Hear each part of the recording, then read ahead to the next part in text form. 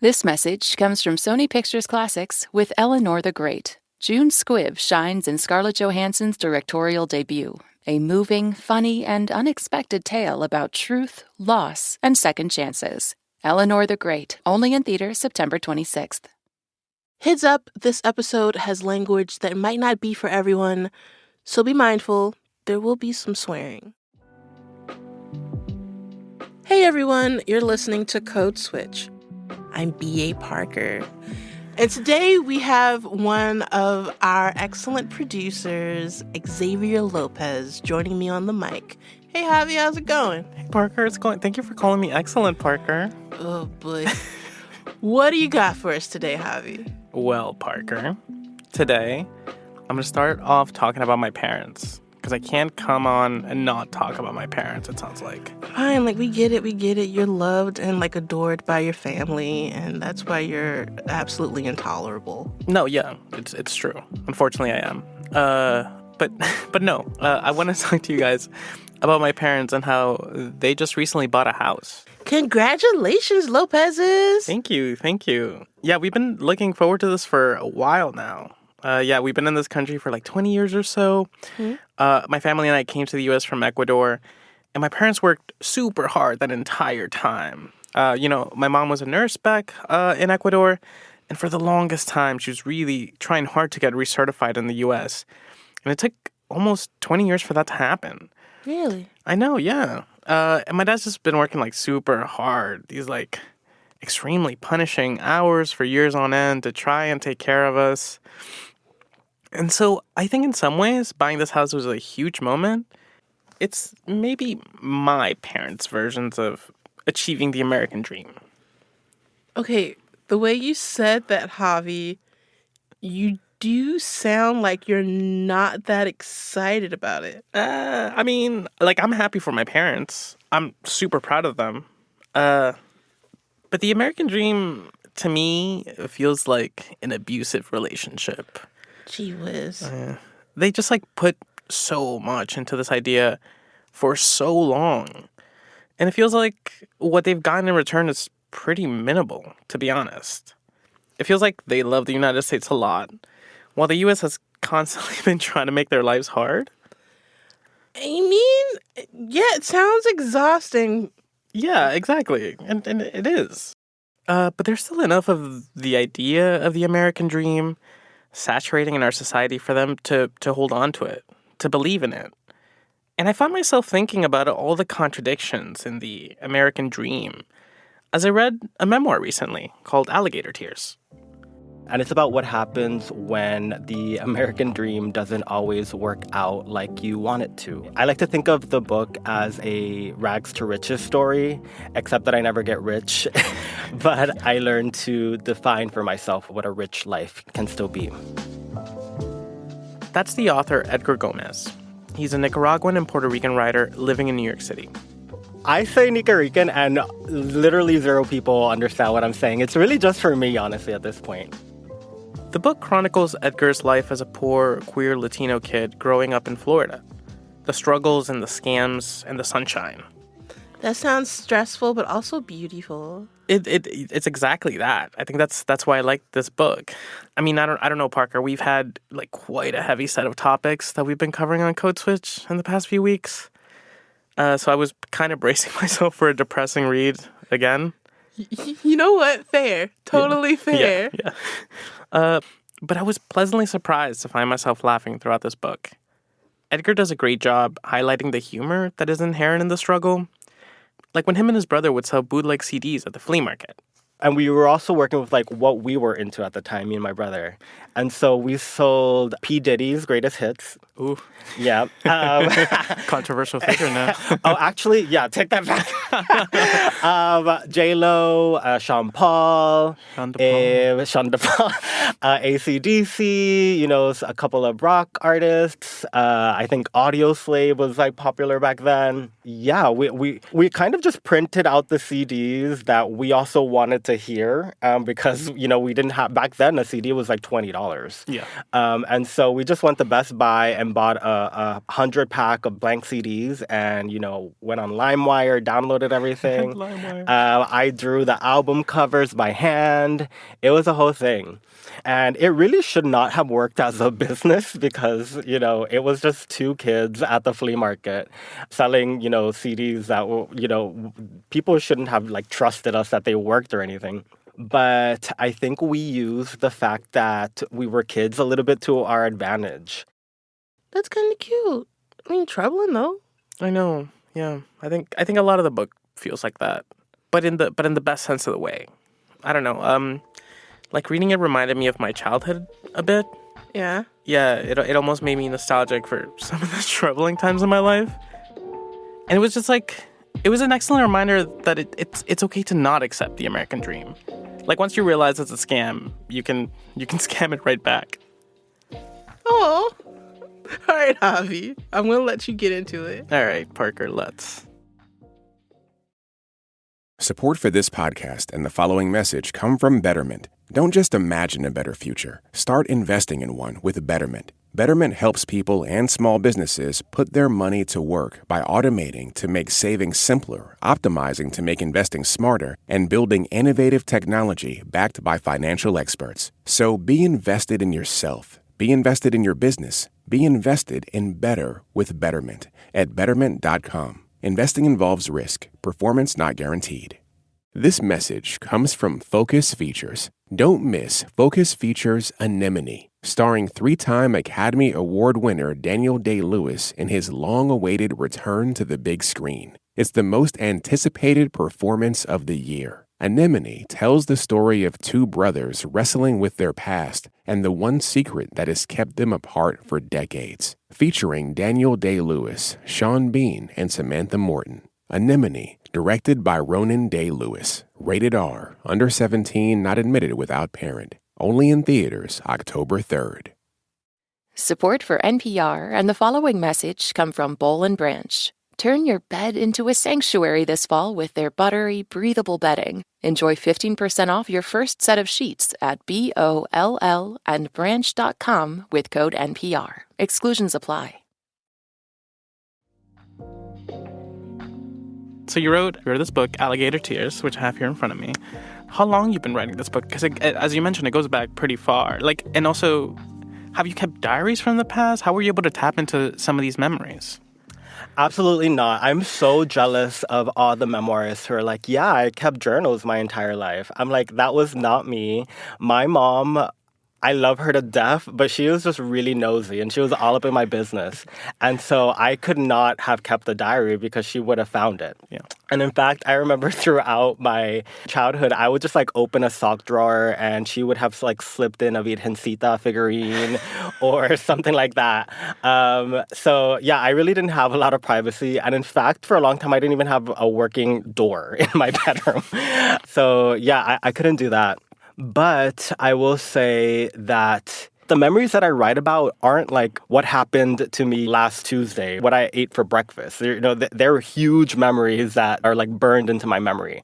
And so when it comes time to accessing them, it's no, I don't remember, what I had for lunch last Tuesday, but I do remember what I was wearing when I came out of the closet to my mom at Saks Fifth Avenue. And I remember exactly what CDs we sold at the flea market when I was doing that with my brother. It's things that stick with you a little bit longer. A little bit. But also, the writer Mary Karr, she talks about memory as this big knot you have in your brain. And every memory is a piece of string. And it's, all your memories are knotted together. And once you think of, the memory that you want to remember, let's say, oh, I want to remember, something that happened when I was 13. Once I start pulling on that 13-year-old string, the ball starts unraveling and more details come back to you. Mm-hmm. But you're not going to be able to access them all right away. It takes a little bit of time. But yeah, the opening scene of the book takes place when I was 13 years old and my mom was having a stroke. And that is the big memory that I started with. And as I sort of opened that door in my brain to that memory, all the other little details shows started coming out as well. Like the fact that I had been watching America's Next Top Model in the living room like 5 seconds before my brother dragged me into the room to be with her. Or the fact that my cousin was standing there, and I vividly remember him standing there and he was like held hostage by this portrait of Jesus that was on the wall. He was just like too afraid to move. Yeah, little by little, it all comes back to you, but yeah, it takes time. Mm-hmm. Tell me about the title. Why Alligator Tears? Yeah, so it's called Alligator Tears, and I got that title from the expression crocodile tears, but I changed it to alligator because I'm from Florida, and, we have alligators in Florida, not as many crocodiles. But the expression crocodile tears, it means fake tears or performative tears, and it goes back to crocodiles in the wild when they're eating their prey. Something about how their snouts are shaped, basically like the bones and stuff of whatever animal they're eating presses against their like tear glands or so. It's something like complicated like that. But they start crying as they're eating. And so people who have seen crocodiles crying and eating, they're like, oh my God, like that is so fake. You're pretending to be sad, but you're still eating the thing. And I kind of weirdly related to that in that there are a lot of emotions that people project onto stories about poverty, specifically, sadness and grief and tragedy. And those are things that are present in the book. There are tears. But for the most part, when I look back at the stories that I write about, I wasn't like feeling sad or bad about what I was doing. I was just trying to survive. Mm-hmm. And so in that weird way, I kind of relate to the crocodiles who, we're just doing our best, but people are looking at us like, we're like fake or we're pretending, and it's not all that. Which goes back to what you just said about selling counterfeit CDs and playing up the like sad boy. Exactly. If you are going to project this sadness onto me, then I'm going to try to use it to my advantage at least. But as you mentioned, like with the sad stuff, there's also a lot of humor. Like your mom taking you and your brother to this timeshare presentation so you can get some free theme park tickets. Could you tell us a little bit about that story? Oh my God. Yeah, that was one of those things that as I was writing it, I was cracking up. But as I was living it, I was like, oh my God, I cannot believe we're doing this. I'm so mortified. But basically, growing up in Orlando, we were around theme parks all the time. And you could literally see like roller coasters, in the skyline. And I had always had the dream, like every kid, I want to go to Universal Studios. I want to go to Disney. I want to go to all these places. But we were broke, so we couldn't afford to. And my mom came up with this, like, maybe it's a scam, maybe not. But I don't think it's a scam because I think the timeshares were also trying to scam us. We just were better scammers. But basically, there are a lot of timeshares in Orlando.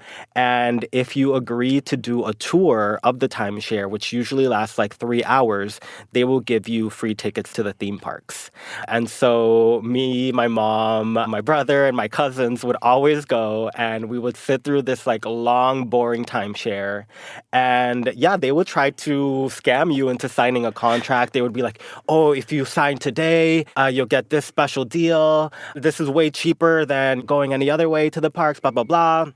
And my mom would be like, she would say, I can't agree to things like this without my husband present.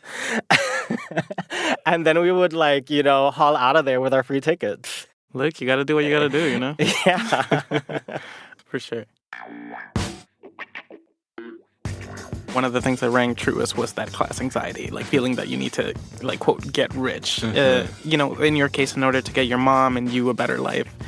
Yeah. You write later in the book about how in an effort to get rich, you sometimes have lost community. Like you get a little bit too drudged up in like the rat race of it all, maybe.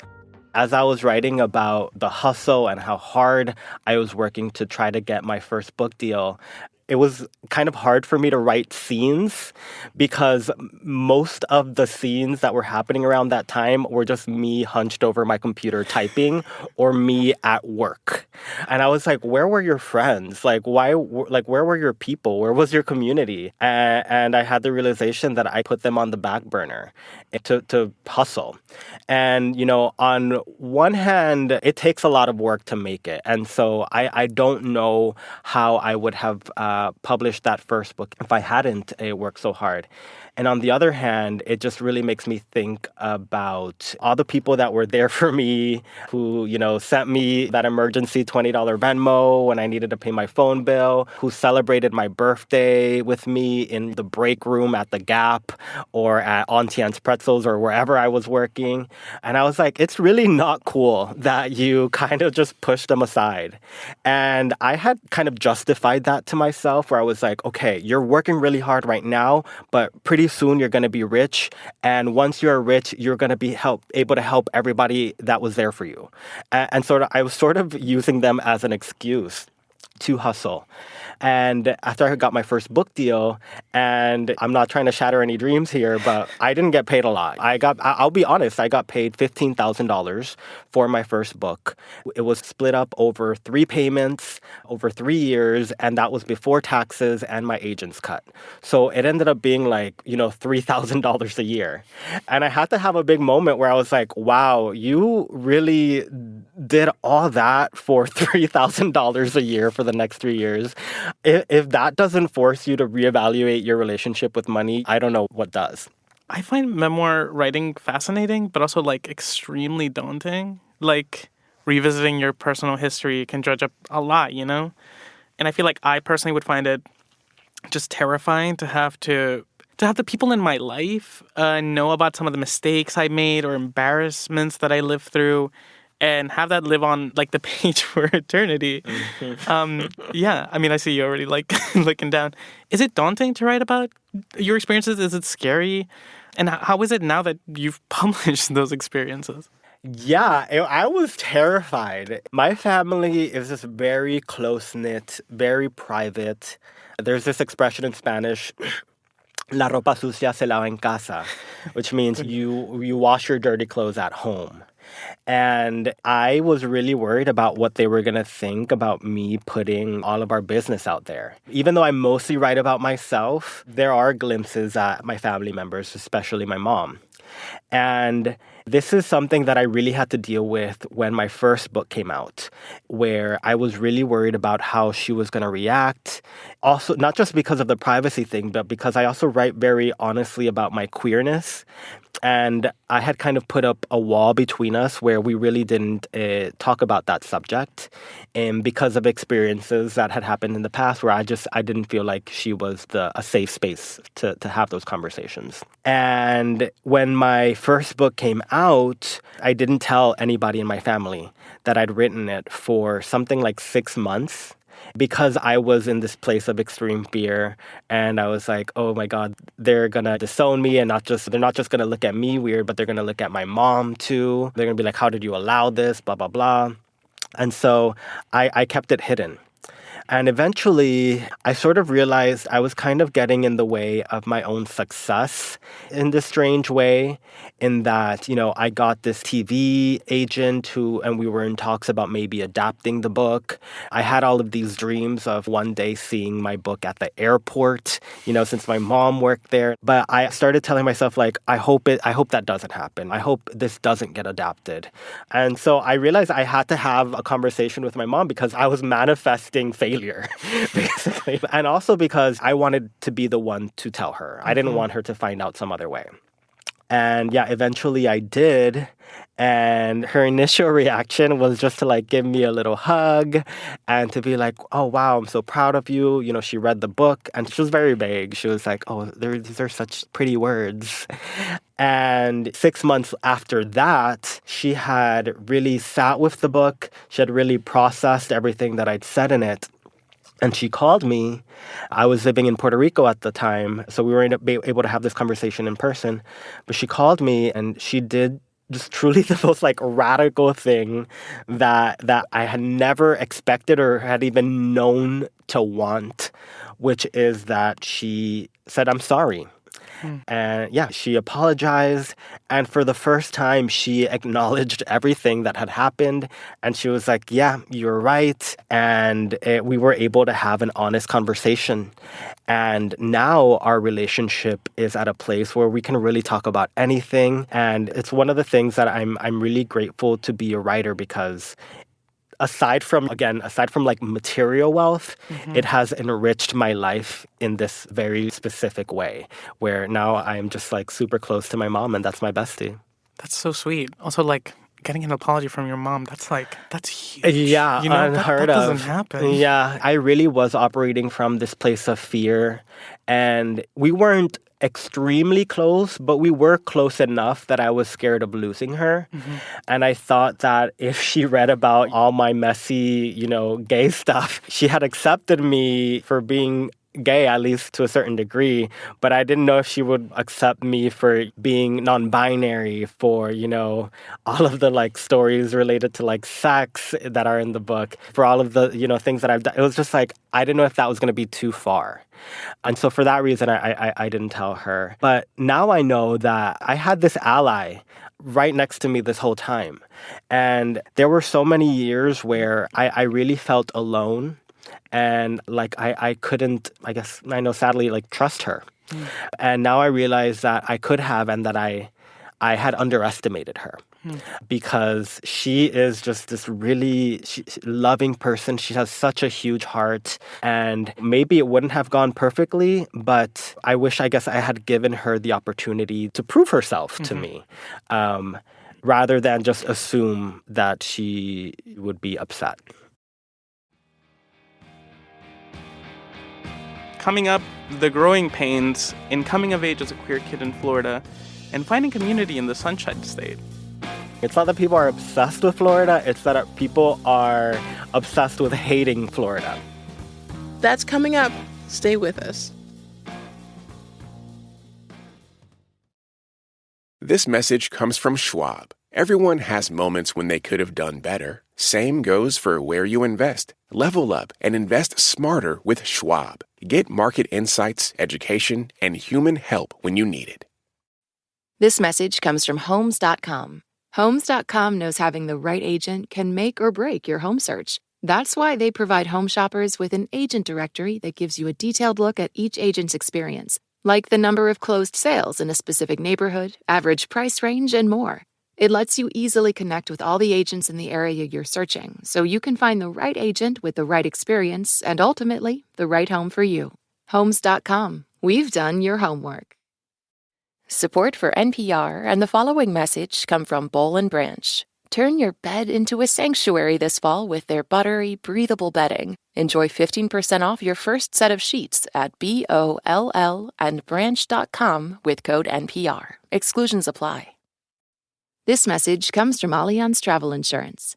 You've packed your bags, booked your flights, and you're all set for the beach resort vacation of your dreams. Then you see the nightmare weather forecast. You were hoping for hurricane cocktails, not an actual hurricane. Always make sure travel insurance is a part of your packing list. Trip cancellation benefits might be your silver lining when all you see is clouds. Learn more at AllianzTravelInsurance.com. Parker. Xavier. Code Switch. And we're back with more from Javi's conversation with writer Edgar Gomez about his latest memoir, Alligator Tears, a book about scams, struggles, and the Sunshine State. That's right, Parker. And Florida plays a pretty central role in this book. So I wanted to ask him about that. As somebody who's found community and love and friendship in Florida, how do you feel about the fact that so many people badmouth your state? Like a place that you seem to have like a lot of love for. Yeah, no, I have a lot of love for Florida. And one of the weirdest things about going on tour with this book, one thing that I so did not expect was when I wrote it in my mind, I was like, oh my God, people are so obsessed with Florida. This is going to sell so many copies because people just want to know what's going on in Florida.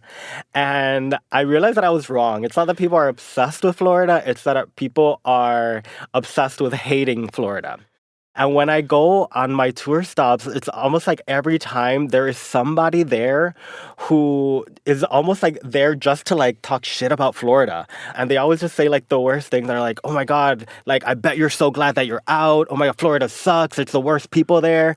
And it puts me in this position where I'm very defensive of Florida. Like that point of view that people have because it's a supposedly liberal point of view. Like, oh my God, people hate Florida because it's conservative because they're repealing all of these rights. But when people, make fun of Florida and are like, oh, they should secede, there's that Bugs Bunny meme of him, cutting off the state. I'm like, I thought you cared about people, I thought you cared about queer people. I thought you cared about people of color. Why are you trying to distance yourself from this place? This place that, in all honesty, you should be paying the most attention to, because as we've seen, Florida is the early site of a lot of the legislation that happens across the country.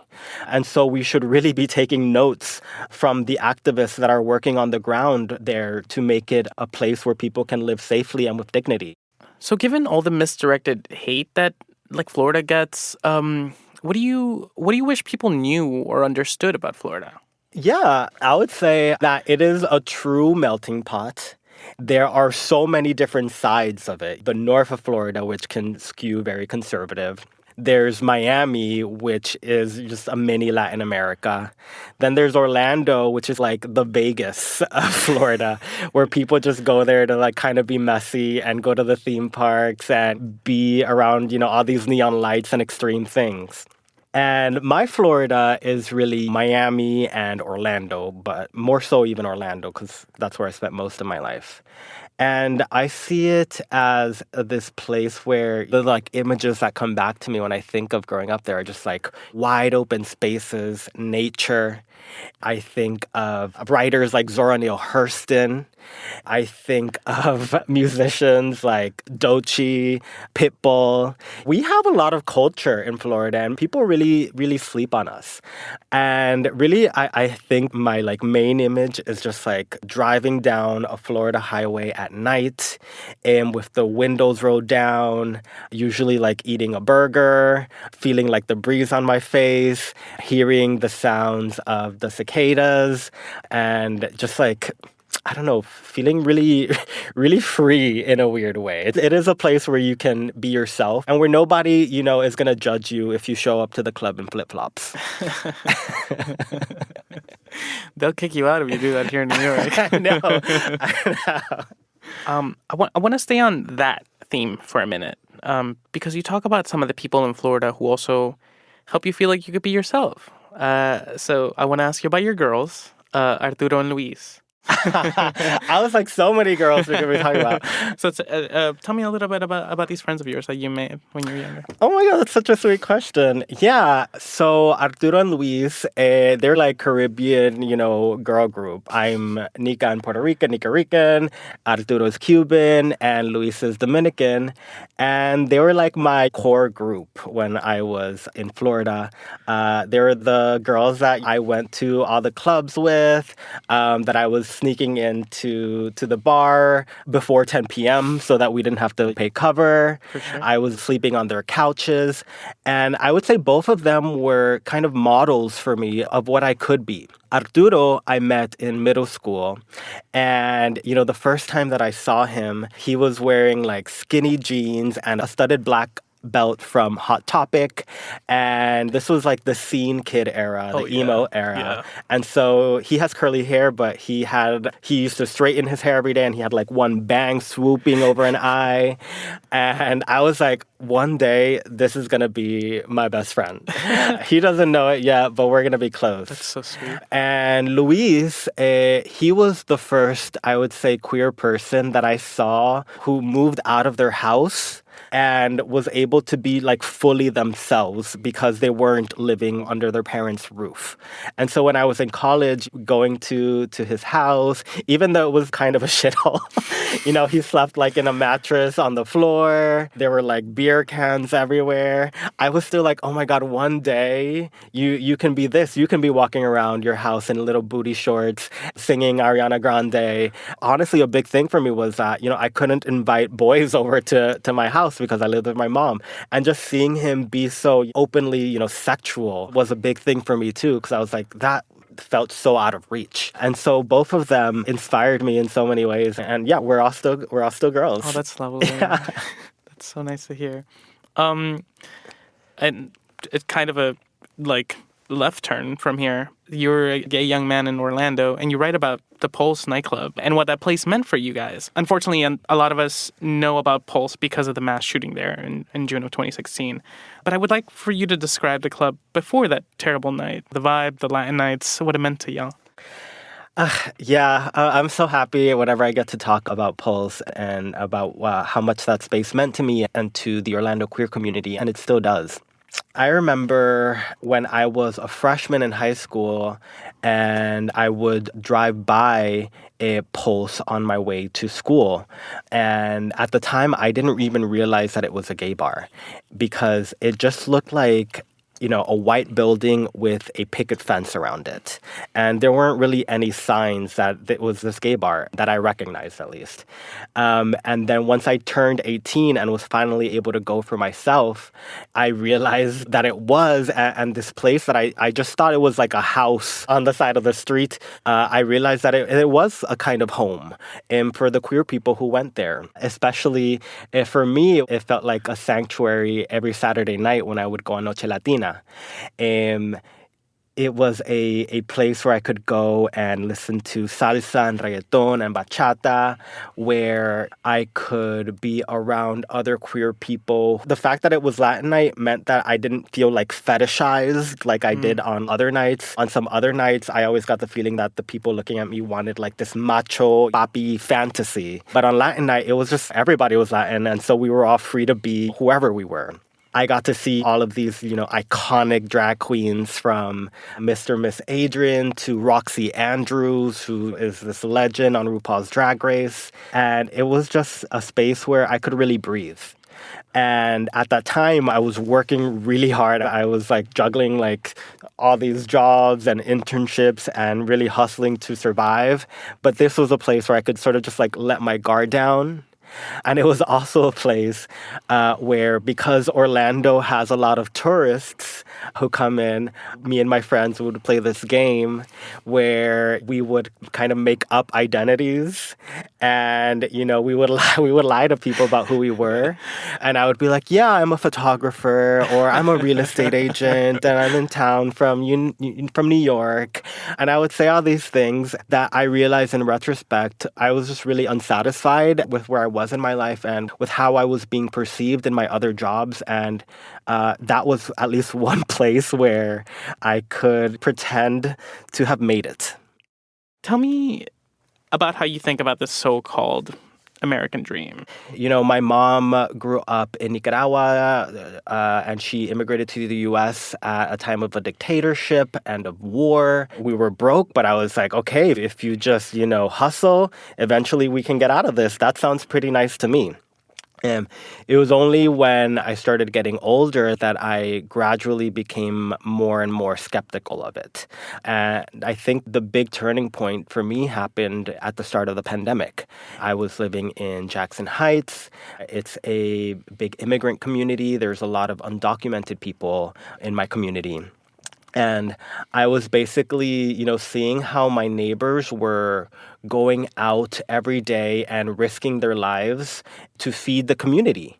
The people in Jackson Heights who make up Jackson Heights, tamale ladies, the people running, the taco trucks, the people working in constructions, all those jobs that you can get, or maybe you could get a little bit easier without citizenship.